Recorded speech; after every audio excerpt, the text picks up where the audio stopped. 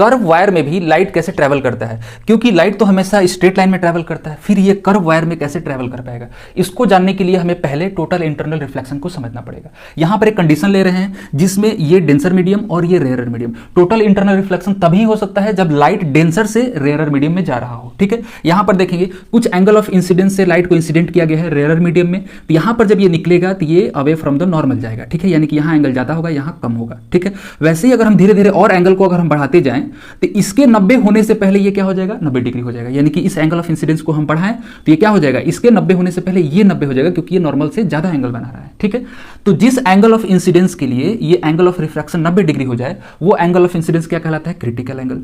ठीक है, और इस क्रिटिकल एंगल से हम थोड़ा सा भी अगर एंगल बढ़ा दिए तो ये क्या होगा, रिफ्रैक्शन ना करके ये क्या होने लगेगा, रिफ्लेक्शन होने लगेगा, और इसी को हम लोग बोलते हैं टोटल इंटरनल रिफ्लेक्शन।